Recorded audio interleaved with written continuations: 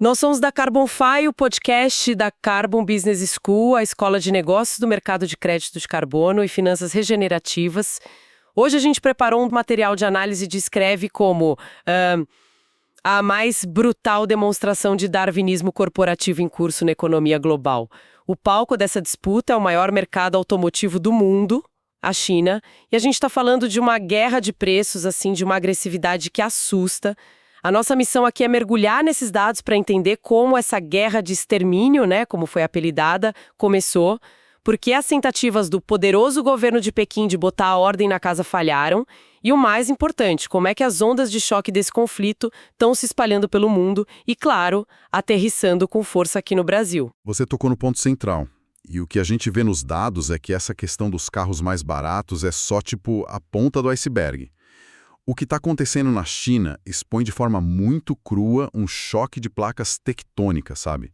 De um lado você tem a política industrial de um Estado planejador e do outro as forças absolutamente caóticas do mercado quando ele é inundado por um elemento explosivo. Nesse caso, um excesso massivo de capacidade produtiva. É um estudo de caso fascinante de como uma crise que parece ser só deles lá do outro lado do mundo vira um tsunami global numa velocidade, assim, impressionante. Certo, então vamos começar a desvendar isso.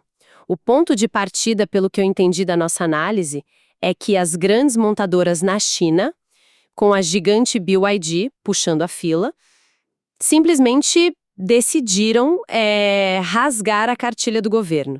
Pequim pediu estabilidade e elas responderam com uma nova rodada de cortes de preços ainda mais violentos. Exato. Uma das passagens mais fortes que eu li nesse material afirma que a lógica de lucro foi totalmente substituída pela lógica de sobrevivência. Quer dizer, as empresas não estão mais pensando em quanto vão ganhar, mas sim em como não morrer. Elas estão dispostas a queimar as margens, queimar capital, só para manter as luzes acesas e tirar os concorrentes do jogo. A minha primeira pergunta é: como se chega a esse ponto de desespero? Que tipo de situação leva um setor inteiro a desafiar o governo e a se canibalizar? A resposta está em duas palavras: supercapacidade instalada. Não é um conceito complicado, na verdade. Basicamente, ao longo de anos de incentivos e investimentos muito pesados, a China construiu um parque industrial automotivo capaz de produzir muito mais carros do que a sua própria população consegue comprar. A conta simplesmente não fecha. A gente está falando de uma capacidade para produzir talvez 40 milhões de veículos por ano, enquanto o mercado interno absorve pouco mais de 20 milhões. Existe uma montanha de carros novos sem garagem para ir. Uau, os números são brutais. Quase o dobro do necessário. E eu imagino que, com uma sobra tão gigantesca, o governo tenha tentado fazer alguma coisa, certo? Eles não ficaram só assistindo. Exatamente. O governo chinês, que é conhecido pelo controle, tentou intervir. A análise mostra que eles tentaram costurar um acordo de cavalheiros, um pacto de não agressão entre as principais montadoras. A ideia era criar um piso para os preços, evitar demissões em massa, uma quebradeira geral que poderia gerar instabilidade social, né? O problema é que a realidade do mercado foi mais forte que a vontade do planejador. Com milhões de carros parados nos pátios, a pressão para vender a qualquer custo se tornou insuportável. O que a gente está testemunhando é a impotência do regulador. Eles descobriram da pior maneira possível que não se pode revogar a lei da oferta e da demanda com um decreto no Diário Oficial. Mas espera aí, se o governo mandou parar, por que ninguém obedeceu? Parece racional à primeira vista, um desafio direto.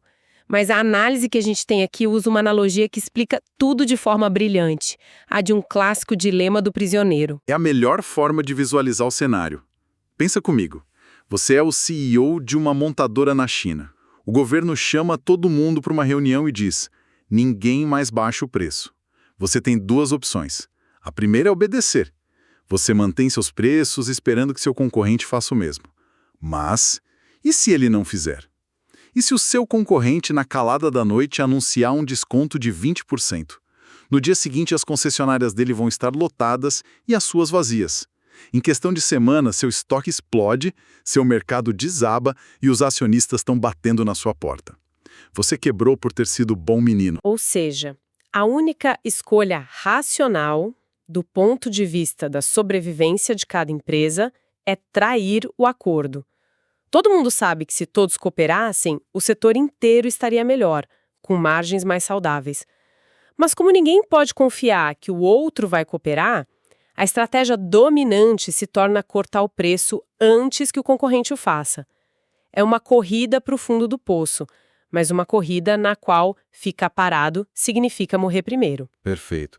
E é aí que entra a estratégia da BYD, que não é um participante qualquer, né? Eles não entraram nessa guerra por desespero. Eles a iniciaram de forma calculada. A grande vantagem da BYD como material detalha é a sua integração vertical. Eles são donos de quase toda a cadeia. Eles fabricam as próprias baterias, que são o componente mais caro de um carro elétrico, fabricam semicondutores, o software, quase tudo. Isso dá a eles um custo de produção ridiculamente baixo em comparação com as concorrentes. Então, quando eles cortam o preço, não estão sangrando tanto quanto os outros. Exatamente. Para eles, é um corte estratégico. O objetivo, segundo a análise, é claríssimo: drenar o oxigênio do ambiente. Eles querem sufocar tanto as startups de veículos elétricos como Xpeng e NIO, que são inovadoras, mas queimam caixa numa velocidade absurda, quanto as gigantes estrangeiras como Volkswagen e Toyota, que têm estruturas de custo muito mais pesadas, mais engessadas. A conclusão da nossa fonte é que o regulador chinês foi engolido pelas forças de mercado que ele mesmo passou décadas alimentando com subsídios e incentivos. Ele criou os tigres e agora não consegue mais colocá-los na jaula. E essa guerra de preços travada dentro da China não fica contida por lá, obviamente. É aqui que o problema deixa de ser local e vira uma dor de cabeça para o resto do planeta. O material usa termos fortes como tsunami global e exportação da deflação. Como funciona essa transição? A lógica é direta e implacável. Se você é uma montadora chinesa e não consegue vender seu carro com lucro no seu próprio país por causa dessa guerra interna, o que você faz com os milhões de carros que sua fábrica continua produzindo 24 horas por dia? Você precisa exportar. É uma questão de sobrevivência. Então elas começam a procurar desesperadamente mercados que paguem em moeda forte, como dólar ou euro, e que ainda ofereçam alguma margem de lucro, por menor que seja. O objetivo primário deixa de ser o lucro e passa a ser gerar fluxo de caixa e manter a escala de produção para diluir os custos fixos gigantescos das suas megafábricas. Quer dizer, eles estão na prática exportando o problema deles. O excesso de produção e a queda de preços que atormentam a China agora se tornam um problema para a Europa, para o Sudeste Asiático, para a América Latina. Se a gente conectar isso ao cenário mais amplo, o impacto é drástico. Estamos vendo navios e mais navios carregados de carros elétricos chineses de altíssima tecnologia desembarcando em portos como o de Roterdã, na Europa, ou de Santos, aqui no Brasil. Há preços que as montadoras ocidentais olham e simplesmente não entendem como é possível. O material deixa bem claro que não se trata apenas de uma competição de mercado saudável. É uma estratégia de escoamento. É uma forma de manter as engrenagens da indústria chinesa girando a todo vapor, mesmo que isso signifique vender com prejuízo em alguns casos. É como você disse, uma onda de deflação sobre rodas sendo exportada para o mundo. E essa onda, claro, já arrebentou na praia brasileira. Como essa guerra de preços está sendo sentida aqui, no dia a dia das concessionárias e, eu imagino, nas reuniões tensas da Anfávia, a Associação das Montadoras. Brasil virou um alvo prioritário. Somos um mercado consumidor enorme, relativamente aberto e que, historicamente, se mostrou muito receptivo a novas marcas. As montadoras chinesas não estão vindo para brincar.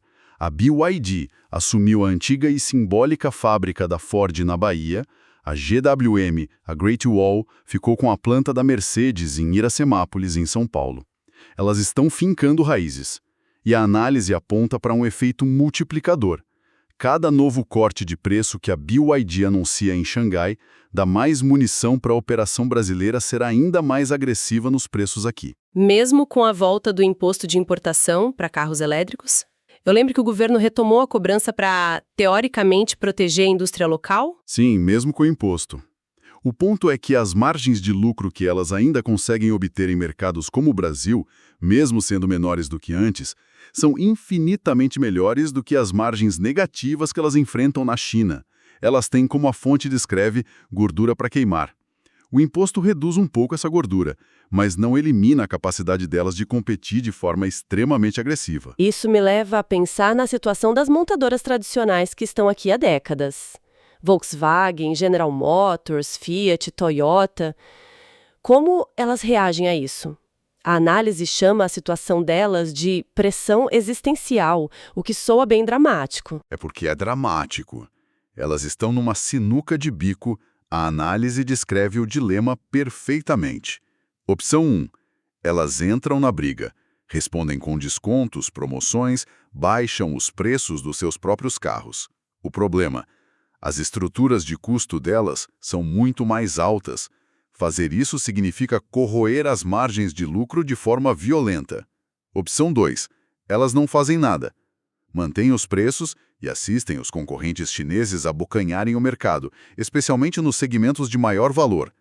Ao não fazer nada, elas correm o risco de perder relevância. É uma escolha de Sofia. Eu fico imaginando a reunião de diretoria na sede de uma dessas montadoras aqui no Brasil.